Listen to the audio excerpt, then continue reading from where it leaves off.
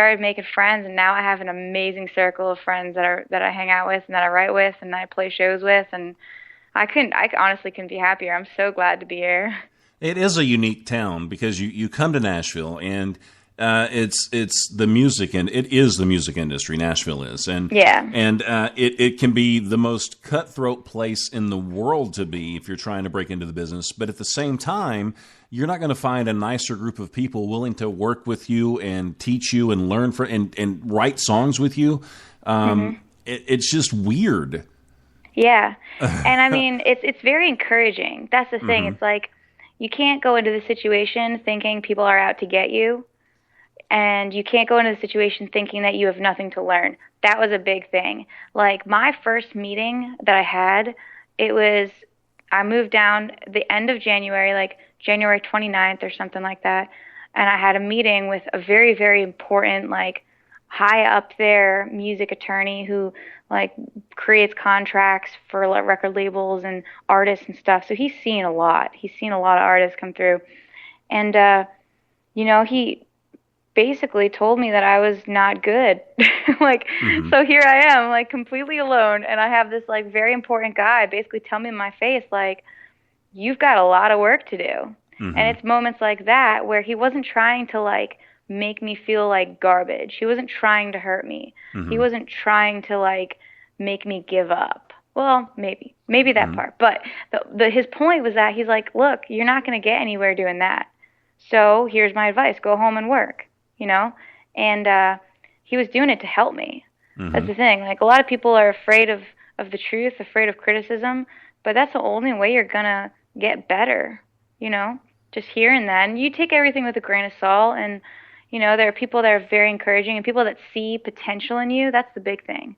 Like those who can see potential are those who are going to tell you the truth, but then try and help you get past that truth and like build on those maybe like areas of opportunity that you have to help you get better, Yeah, absolutely.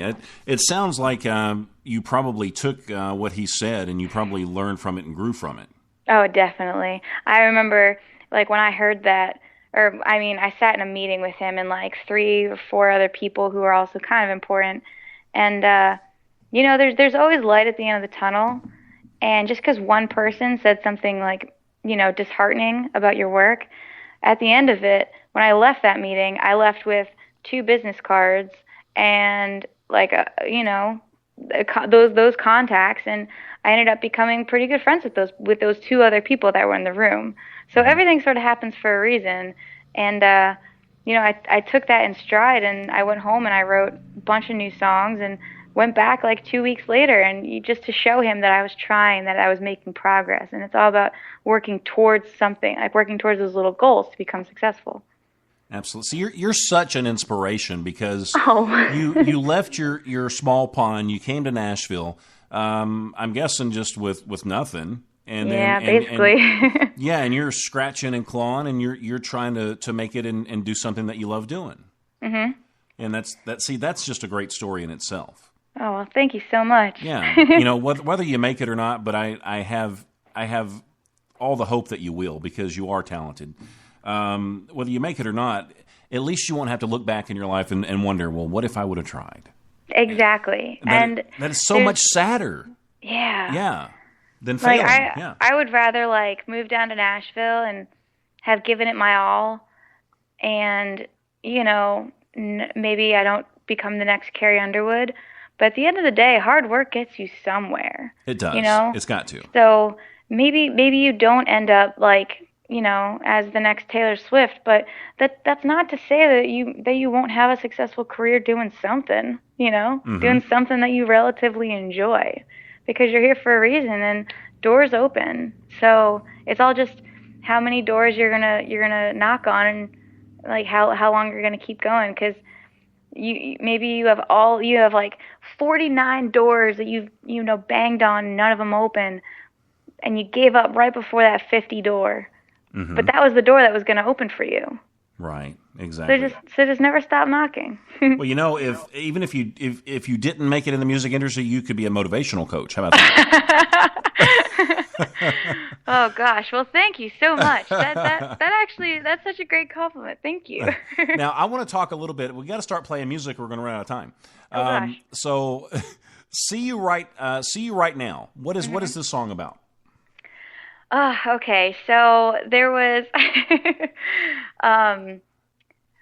long story short, I had met this individual, and I don't even think he knows this song's about him really, but I had met him through a mutual friend, and we hit it off right off the bat, and we became really close. But the thing is, like, he was in a band that was really popular, and they were constantly was he a bass player? No, he wasn't a bass player. He's actually... It's always the bass player. Okay, go ahead. Well, yeah, no. But he was off touring and stuff, and we'd talk as much as we could. But I wrote that song with my friends Spencer and Jordan, and I kind of wrote the songs, and we went back and wrote the melody together. But it's basically that moment of like, man, I wish I could just see you right now. Because we would talk on the phone all the time, and we'd this was before, like, I guess Skype was out, but this is like FaceTime had just come out. So, we'd talk on the phone as much as we could. We'd always text, and then, we kind of just like fell off the map for each other because like he was always gone. It kind of like fizzled out. But the song was about that first initial spark of like, wow, like I did not expect to meet you, but I did meet you, and we hit it off right away. But now you have to leave, and if I could see you right now, like I'd run for days to be exactly where you are. And it's funny though, because that line in there, I always think about it too. We're both runners, and so I kind of like threw that line in there thinking maybe if he heard it, he'd kind of like get the notion, because all we did was like talk about running, and like, yeah, we're two odd people, but. And he still didn't get it. See, guys are like that. You've got to like slap them in the face and scream at them. Oh my gosh, right? You have to just basically write like their name and followed by this is about their social you. security number and everything else in there. Yeah. All right. See you right now, Lacey Caroline on the Chris Stop program.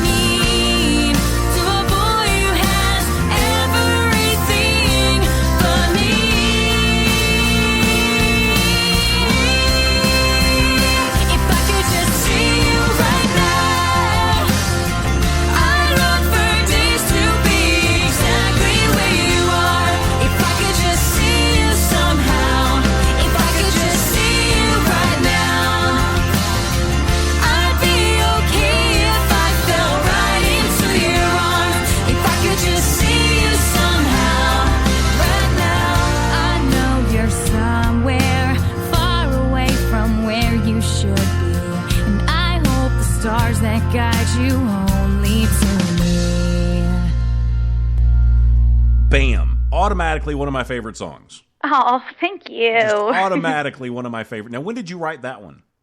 Oh, gosh. That song, probably like 2012. So it's been around for a little while. Yeah. Yeah. Now, do you try to release something like every few months, like a single, or do you just do the EP at a time, usually? I try to do like little things like videos as much as I can, and then when I'm getting ready to do an EP, like, so Songbird came out, I guess it's coming up on 2 years now, so that's why I really want to get a new EP out. So I'd put out like a single a couple months beforehand. But I mean, when I moved down here, like, my focus sort of switched over from like recording music to like writing new music. So that's kind of where you get put on the back burner with releasing new stuff. Yeah. Now, if you had to choose, like, which would be your thing? Would you be more comfortable, or would you rather perform and sing stuff, or would you rather be behind the scenes and be the writer? Oh man, like that's such a good question, because there are so many people, like just songwriters who are strictly songwriters, or like, I just didn't want to be in the spotlight. But for me, like, I have no problem singing other people's songs. At the end of the day, I feel that they're, like, whether I like it or not, I feel like I have a very good skill at taking something and relating it to someone else and telling a story or sending a message through the way that I sing or the way that I deliver a line. And so I definitely want to be in front of the scenes, like in the spotlight. But mostly because I feel like it allows me to have that impact on someone else. Gotcha. Now, so if a big record company called you up tomorrow and said, "All right, Lacey, we love your look, we love your sound, but we have our own songs that we want you to sing. We don't want you to sing yours." You'd be okay with that? Yeah. I've had these talks before. Very, very recently, I've had these talks, and not to give away anything, but it's, I always go with it. I always preface it like, you can't just hand an artist a song and have them be able to sell that song. Because at the end of the day, music is still a business. It's a music business. So, I'd be like, that's cool. Like, you don't want me to sing my songs, but it has to sound like a song that I would have written. Or it has to be a song that I myself would have written, or a song that talks about something that I would talk about. Because I, as a person, like, that's what makes Lacey Caroline, like who I am as an artist. Yeah, if you can't relate to it, nobody else is going to believe it when you sing it. Exactly. Yeah. And that's the biggest thing in music, and in country music, especially, like mostly country music, people can see through right away. Like, they can see when someone's being ingenuine. They can see when something's fake, or just not believable. And I feel like that's where they detach from it, and they don't grasp, they don't become a fan of that artist, or it doesn't keep their interest. I feel like that's why, because maybe they just didn't relate to what the artist was talking about because it didn't come off as believable. Yeah, and that's so important, because I think that's one of the things that sets country music apart from any other genre, is just the fact that people can relate to it. It is believable. And and if you're not selling it, you can't sell anything you don't believe in. Exactly. Yeah. So, well, good. That's cool. Now this could be an awkward question for you. Are you ready for the awkward question moment? I love awkward moments. Okay, sweet. Now, do you have a significant other in your life? I do. Uh-oh. All right. So tell me about the significant other.